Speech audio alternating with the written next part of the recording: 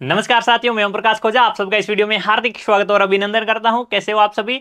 उम्मीद करता हूं सभी एकदम बढ़िया हो, स्वस्थ हो और अच्छे से अपना अध्ययन कर रहे हैं। आपने मेरे साथ सामाजिक विज्ञान पढ़ना स्टार्ट कर दिया है। पाठ्य पुस्तक चल रही है समकालीन भारत फर्स्ट, जो कि भूगोल की आपकी पुस्तक है। और इसमें अध्याय क्रमांक 4 हम पढ़ रहे हैं, जलवायु, जिसमें हम अब तक भारत की जलवायु के बारे में बहुत सारी विशेषताएं पढ़ चुके हैं।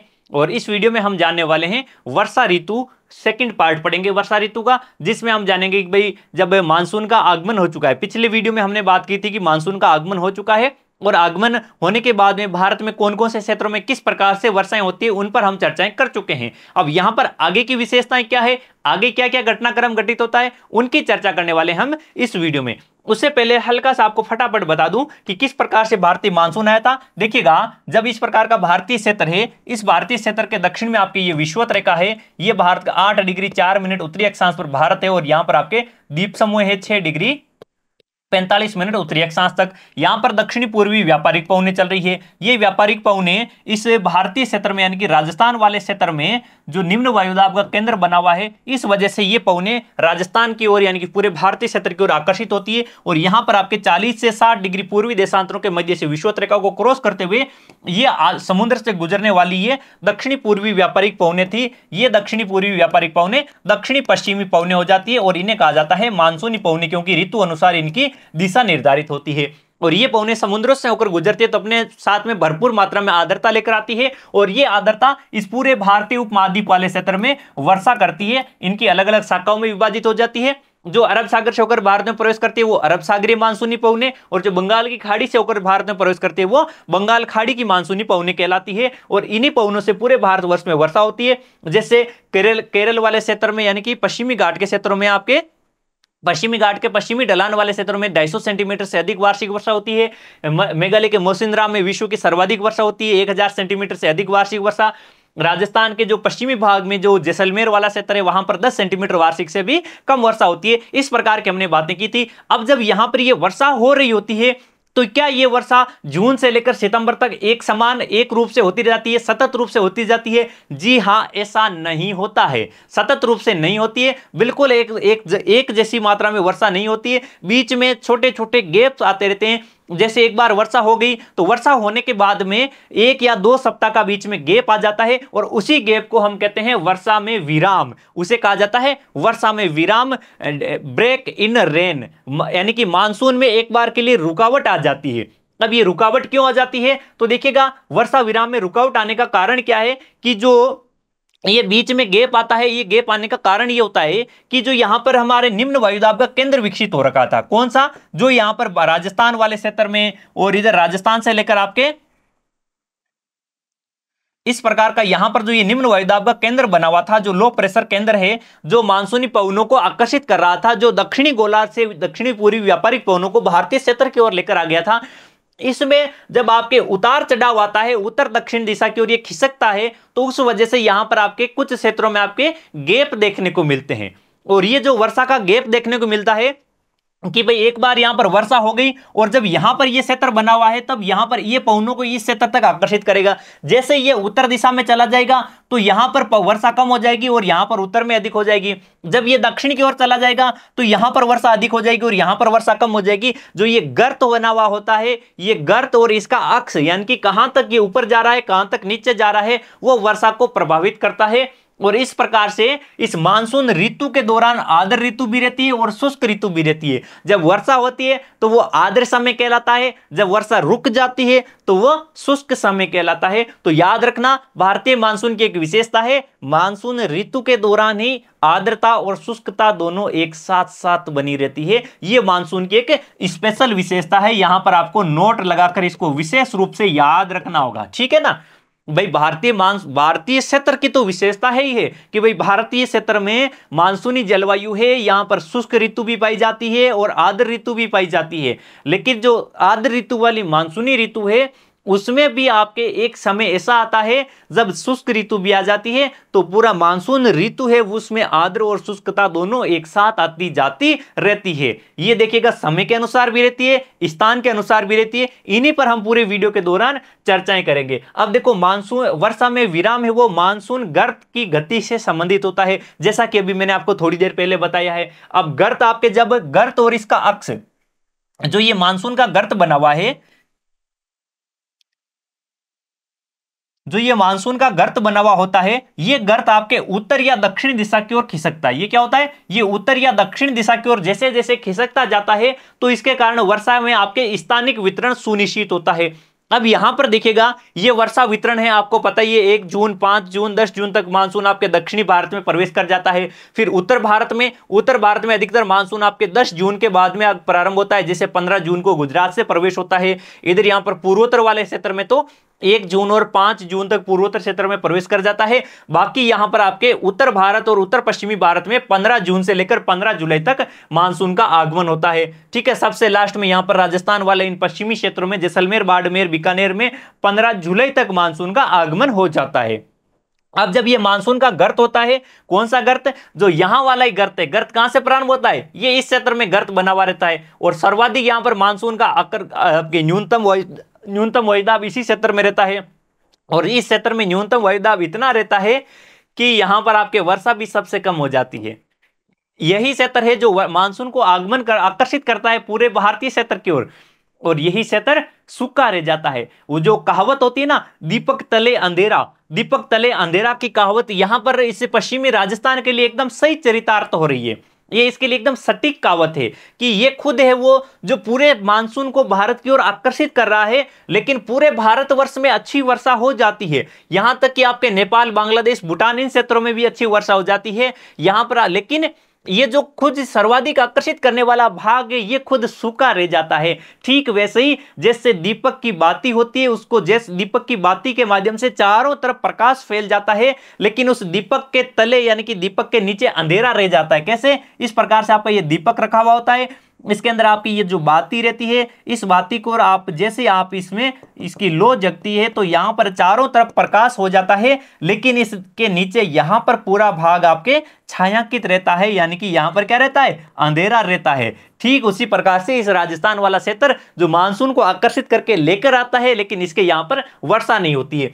अब यहां पर हम बात कर रहे हैं वर्षा विराम की, यानी कि मानसून के जो रुकावट आती है, मानसून में वर्षा हो जाती है, 1 से 2 सप्ताह का बीच में गैप आता है, उसी गैप को हम मानसून विराम कहते हैं। और ये मानसून गर्त की गति से संबंधित है। किस प्रकार से होता है, जब ये जो मानसून का गर्त है, ये वाला जो मानसून का गर्त है, इसका अक्ष आपके मैदानी इलाकों में होता है, तो यहां पर अच्छी वर्षा होती है। मैदानी इलाके कौन से, मैदानी इलाकों की आप बात करते हैं तो मैदानी इलाकों के रूप में आपको देखने को मिलेंगे, ये वाला पूरा भाग आपके मैदानी इलाका है। ये क्या है, पूरा गंगा घाटी के द्वारा निर्मित मैदानी क्षेत्र है। जब ये यहां पर गर्त है, तो इस क्षेत्र में यहां पर अच्छी वर्षा हो जाती है। जैसे ये गर्त आपके उत्तर दिशा में खिसक जाता है, यहां पर इस हिमालय वाले क्षेत्र में ये गर्त चला जाता है, यहां से ये गर्त यहां से समाप्त हो गया और हिमालय क्षेत्र में चला जाएगा, तो क्या होगा, मैदानी क्षेत्रों में वर्षा कम हो जाएगी और यहां पर हिमालय क्षेत्र में वर्षा अधिक हो जाएगी। ठीक है, इस प्रकार से जहां पर ये मानसून का गर्त रहेगा, वहां तक यहां पर मानसूनी पवने पहुंचती है। भाई जब मानसून का गर्त यहां पर था, तो मानसून जो ये मानसूनी पवने हैं वो यहां तक आ रही थी। अब उसे आगे तो उच्च वायुदाब था, तो यहां तक जा रही, जैसे गर्त आगे खिसका, ये पवने भी आगे तक चलेगी, और जहां तक मानसूनी पवने जाएगी वहां तक आपके वर्षा होती जाती है। ठीक है, समझ गए आपको किस प्रकार से ये मानसून का गर्त उत्तर दिशा में चलता है। अब जब यहां पर उत्तरी भागों में, यहां पर हिमालय क्षेत्र में मानसून का गर्त यहां पर बन जाएगा, तो मैदानी भागों में वर्षा कम होगी, लेकिन इसके बावजूद यहां पर बाढ़ की स्थितियां पैदा हो जाएगी। ऐसा क्यों है, तो ऐसा इसलिए है, जैसे यहां से आपके नदियां निकलती है, कौन सी नदी, जैसे यहां से गंगा नदी का उद्गम होता है। क्या होता है भाई, यहां से आपके गंगा नदी का उद्गम होता है, यहीं से आपके ब्रह्मपुत्र नदी का उद्गम होता है, यहीं से आपके यमुना नदी का उद्गम होता है, यहां से रामगंगा, गागरा, गंडक, कोसी, महानंदा, सरयू जैसी बहुत सी नदियों का उद्गम होता है। और इस क्षेत्र में आपके मानसून का गर्त है, अर्थात यहां पर आपके वर्षा बहुत अधिक मात्रा में वर्षा हो रही है, वर्षा की मात्रा लगातार बढ़ रही है।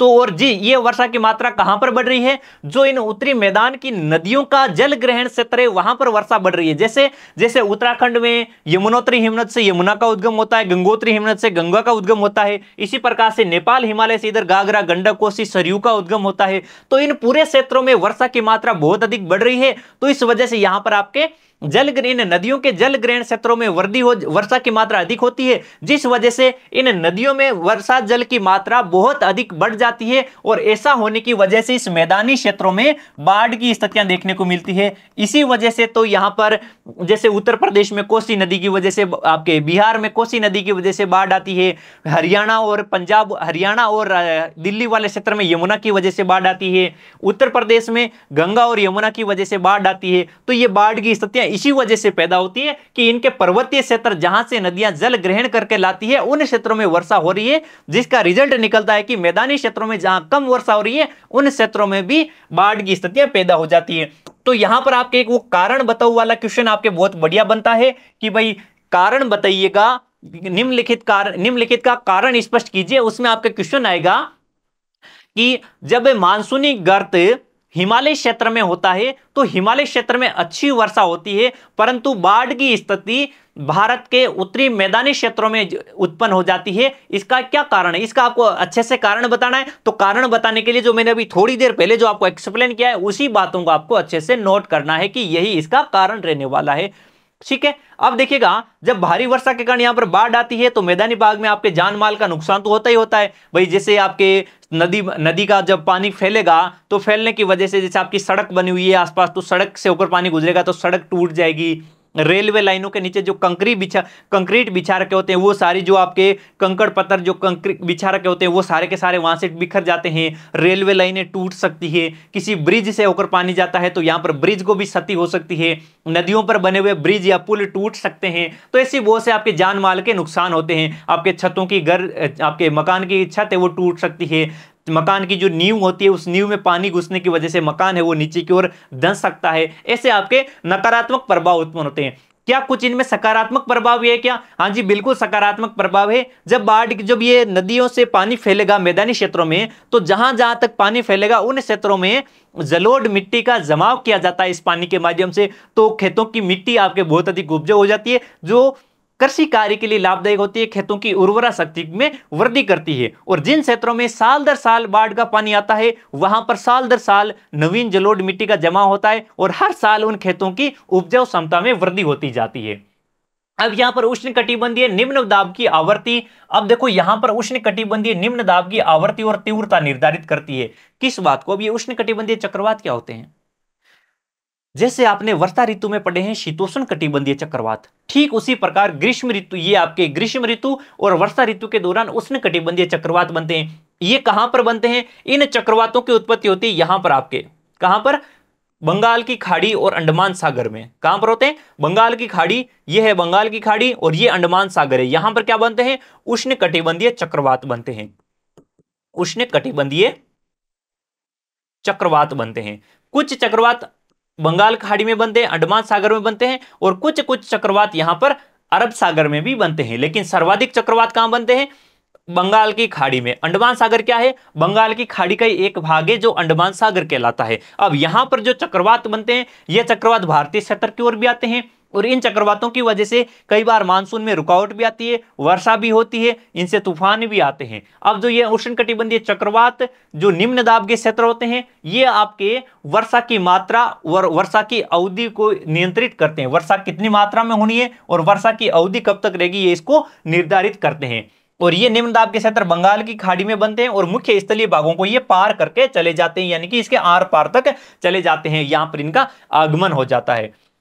ये जो गर्त, यह गर्त है वो निम्न दाब के मानसून गर्त के अक्ष के अनुसार बनते हैं। ये जो निम्न वायुदाब के ये वाले क्षेत्र बनते हैं ये किसकी वजह से बनते हैं? ये मानसून गर्त के अक्ष के अनुसार भी इनका निर्माण होता रहता है। जैसे यहां पर जो मानसून का गर्त बनता है ना, इन गर्त के अनुसार भी इन्हीं अवदाबों का निर्माण होता रहता है।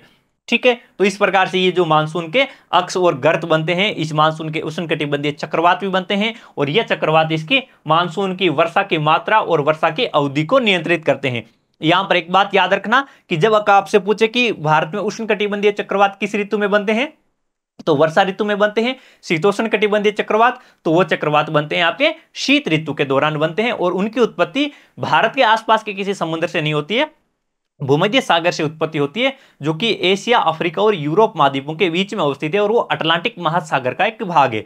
जबकि शीतोष्ण कटिबंधीय चक्रवात या तो बंगाल खाड़ी में उत्पन्न होंगे, या अंडमान सागर में उत्पन्न होंगे, या अरब सागर में उत्पन्न होंगे, और ये सभी सागर और खाड़ियां हिंद महासागर के भाग हैं, जो भारतीय मुख्य भूमि के पास में अवस्थित है। ठीक है। और अब देखिएगा, जो मानसून अपनी अनिश्चितताओं के लिए जाना जाता है, भाई मानसून तो हमेशा अनिश्चितताओं के लिए जाना जाता है। भारतीय जो कृषि होती है उसे मानसून का जुआ कहा जाता है। भारतीय कृषि के बारे में कहा जाता है कि भाई जिस प्रकार से जुए में आप या तो आप करोड़पति बन सकते हैं या रोडपति बन सकते हो, ठीक उसी प्रकार से मानसून भी इस प्रकार का है कि आपकी खेती से या तो आप करोड़पति बनने जैसी फीलिंग आएगी, आपके बहुत ही अधिक आपके फसलें लहराएगी, अच्छी उपज होगी, और यह स्थिति ऐसी होगी कि आपके लिए खाने का अनाज भी किसान के लिए पैदा नहीं होता है, पूरी की पूरी फसल चौपट हो जाती है। इसीलिए इसे क्या कहा जाता है, मानसून की इन्हीं अनिश्चितताओं की वजह से भारतीय कृषि को मानसून का जुआ कहा जाता है। अब यहां पर आपके इतनी मानसून में अनिश्चितताएं क्या होती है, तो इसके लिए बहुत से भौगोलिक कारक होते हैं जो निर्धारित करते हैं। जैसे जैसे आपके इनमें आगे पढ़ोगे एक अल नीनो धारा, जब आप 11वीं क्लास में आएंगे तब आप अल नीनो प्रभाव के बारे में पढ़ोगे। अल नीनो प्रभाव क्या होता है, जैसे आपके समुद्र में जलधाराएं चलती है, ठंडी और गर्म जलधाराओं का हमने जिक्र किया था शुरुआत में। ये ठंडी गर्म जलधाराएं मानसूनी जलवायु को नियंत्रित करती है, ये इसकी जलवायु को प्रभावित करने वाली होती है। उन्हीं में से एक दक्षिणी अमेरिका महाद्वीप है, उस दक्षिणी अमेरिका महाद्वीप के पूर्वी तट पर एक हम्बोल्ट की ठंडी जलधारा चलती है, पेरू के तट पर। यह जलधारा ठंडी होती है। अब यहां पर क्या होता है कि कई बार कुछ कारणों की वजह से ठंडी जलधारा के स्थान पर गर्म जलधारा का आगमन हो जाता है, और जब गर्म जलधारा का आगमन हो जाता है तो जो दक्षिणी पूर्वी व्यापारिक पवनों का उत्पत्ति का क्षेत्र है, कौन सा है, दक्षिणी गोलार्ध के गर्म महासागर। उन गर्म महासागरों में ही तो ये आपके हम्बोल्ट की ठंडी जलधारा है, पेरू के तट के पास में बह रही है, उसी स्थान पर आपके गर्म जलधारा चली जाती है। गर्म जलधारा जब चली जाती है तो यहां पर जब गर्म जलधारा चलेगी तो वहां का तापमान बढ़ जाएगा, तापमान बढ़ेगा तो वायुदाब कम हो जाएगा। इस प्रकार से पूरे के पूरे वायुमंडल के जो ऊपरी परिसंचरण में जो दबाव होता है, उस दबाव क्षेत्र में परिवर्तन आ जाता है। दबाव क्षेत्र में परिवर्तन आ जाता है तो पवनों की गति कम हो जाती है, गति रुक जाती है, तो इस वजह से मानसून देरी से आता है और मानसून कमजोर होता है। तो ऐसे बहुत से और भी कारक हैं जो भारतीय मानसून की अनिश्चितताओं को नियंत्रित करते हैं। उनमें से एक राजस्थान वाले क्षेत्र में देखें तो राजस्थान में जैसे आपके देखते हैं कि यहां पर आपके वर्षा की जो वर्षा युक्त आर्द्रता युक्त पवनें आती है, लेकिन इस क्षेत्र का तापमान इतना अधिक होता है कि कई बार यहां पर जो वर्षा होता है तो ये जो आर्द्रता युक्त पवनें होती है, उन पवनों से वर्षण होने की बजाय उनका वाष्पीकरण हो जाता है, तो इस वजह से भी यहां पर वर्षा कम होती है। तो इस प्रकार से शुष्क और आर्द्र अवधि का क्रम इस प्रकार बदलता है, उसकी तीव्रता में परिवर्तन आता है, आवृत्ति में परिवर्तन आता है, और इसकी अवधि में परिवर्तन आता है। अब भारतीय मानसून की इस प्रकार की स्थितियां भी रहती है कि एक समय में तो एक स्थान पर आपके अत्यधिक वर्षा होती है, और उसी समय में भारत का एक स्थान ऐसा होता है जहां पर बहुत कम वर्षा होती है। जैसे जैसे यहां पर बात करें, यहां पर आपके मौसिनराम है, क्या है भाई, मेघालय में है मौसिनराम। यहां पर वर्षा होती है 1000 सेंटीमीटर से अधिक, जबकि यहां पर आपके राजस्थान का पश्चिमी भाग है, यहां पर वर्षा होती है 10 सेंटीमीटर। लद्दाख यहां पर वर्षा होती है 10 सेंटीमीटर। ऐसे ही आपके मेघालय वाले क्षेत्र में एक स्थान है तुर्रा, कहां पर है भाई, जगह है आपके एक तुर्रा, ये कहां पर है, मेघालय में है। और एक जगह आती है आपके जैसलमेर, जैसलमेर कहां पर है, जैसलमेर है राजस्थान में। अब इस तुर्रा नामक स्थान पर एक दिन में जितनी वर्षा होती है उतनी वर्षा अगर जैसलमेर में करनी हो तो उसके लिए जैसलमेर को 10 साल लग जाते हैं। तुर्रा स्थान पर तो एक दिन में वर्षा हो जाती है, और जैसलमेर में उतनी वर्षा होने के लिए 10 साल लगते हैं। अर्थात जैसलमेर में जितनी वर्षा 10 साल में होती है उतनी वर्षा यहां पर एक दिन में हो जाती है। इतनी इस प्रकार की भिन्नताएं देखने को मिलती है। इसी वजह से यहां पर देखिएगा, भारत में एक स्थान पर तो बाढ़ की स्थिति रहती है और दूसरे स्थान पर सूखे की स्थितियां पैदा होती है। जैसे जैसे यहां पर आप बिहार को देख लो, यहां पर आपके कोसी नदी की वजह से बाढ़ के हालात पैदा होते हैं। असम को देख लो, ब्रह्मपुत्र घाटी में बाढ़ के हालात पैदा होते हैं। जबकि यहां पर जो राजस्थान का पश्चिमी भाग है, यहां पर सूखे की स्थितियां पैदा होती है। दक्कन के पठार में जो वृष्टि छाया प्रदेश है, वहां पर सूखे की स्थितियां पैदा होती है। ठीक है, ऐसे ही आपके लद्दाख वाला क्षेत्र है जहां पर सूखे की स्थितियां रहती है। तो ऐसे बहुत सारे कारक हैं जिनकी वजह से एक स्थान पर आपके तापमान आपके वर्षा अधिक हो जाती है, बाढ़ की स्थिति पैदा हो जाती है, और दूसरे स्थान पर आपके सूखे की स्थितियां पैदा होती है। और कुछ क्षेत्र ऐसे भी होते हैं जहां पर सामान्य वर्षा होती है, जैसे मध्य प्रदेश देख लो, या फिर आपके जो तटीय मैदानों के क्षेत्र देख लो, उत्तर प्रदेश के क्षेत्र देख लो, यहां पर आपके सामान्य सी वर्षा होती है। हाँ, केवल नदी घाटियों में बाढ़ के हालात पैदा होते हैं। और इस वीडियो का आपका लर्निंग आउटकम्स रहा है भारतीय मानसून में वर्षा विराम और उष्णकटिबंधीय चक्रवात। भारतीय मानसून होता है, इसमें वर्षा में जो विराम होता है वो विराम किस प्रकार से होता है, और उष्णकटिबंधीय चक्रवात क्या होते हैं, ये कहां पर उत्पन्न होते हैं। उम्मीद करता हूं कि आपने इन सबको अच्छे से समझ लिया है, अच्छे से जान लिया है। तो छोटा सा आपका एक टेस्ट हो जाए, और पहला सवाल आपकी स्क्रीन पर। सवाल नंबर 1 है, भारत में आने वाले उष्णकटिबंधीय चक्रवात कहां उत्पन्न होते हैं। जो भारत में उष्णकटिबंधीय चक्रवात आते हैं, इनकी उत्पत्ति कहां होती है। भूमध्य सागर में, बंगाल खाड़ी में, प्रशांत महासागर में, या फिर दक्षिणी सागर में। देखिएगा, भारत में उष्णकटिबंधीय चक्रवात आते हैं, ये चक्रवात कहां उत्पन्न होते हैं। या तो यहां पर बंगाल खाड़ी में उत्पन्न होंगे, या बंगाल खाड़ी का एक भाग है अंडमान सागर, यहां पर उत्पन्न होंगे, या कहां उत्पन्न होंगे, अरब सागर में उत्पन्न होंगे। ऑप्शन में क्या दे रखा है, ऑप्शन में बंगाल की खाड़ी दिया है, तो राइट आंसर क्या होगा, बंगाल की खाड़ी। अब भूमध्य सागर में कौन से उत्पन्न होते हैं, भूमध्य सागर में शीतोष्ण कटिबंधीय चक्रवात उत्पन्न होते हैं। कब उत्पन्न होते हैं, ये उत्पन्न होते हैं शीत ऋतु में, और इनसे जो वर्षा होती है वो क्या कहलाती है, उसे मावट कहते हैं। ठीक है, अब देखिएगा कहां है भूमध्य सागर, ये देखिएगा राजस्थान वाला क्षेत्र। फिर यहां से आप देखते हैं तो आगे इस प्रकार से यहां पर आपके ईरान की खाड़ी, फारस की ईरान की खाड़ी वाला क्षेत्र। फिर यहां पर आप देखते हैं कि भूमध्य सागर है, और यहां से इस प्रकार के चक्रवात आते हैं। ठीक है, ये क्या है, ये भूमध्य सागर है। इस प्रकार से इनकी उत्पत्ति होती है। ठीक है, इनको मैंने बहुत ही अच्छे से एक्सप्लेन किया है जब हमें शीत ऋतु पढ़ रहे थे, तो शीत ऋतु वाला वीडियो जाकर देखना, उसको मैंने बहुत ही अच्छे से इनको एक्सप्लेन किया कि किस प्रकार से भूमध्य सागर में चक्रवात उत्पन्न होते हैं। अगला सवाल, भारत में मानसून ऋतु के समय निम्न में से कौन सी या कौन कौन सी अवस्था या अवस्थाएं देखने को मिलती है या हैं। भाई ऐसी कौन सी अवस्था या अवस्थाएं हैं जो आपको भारतीय मानसून ऋतु के दौरान देखने को मिलती है।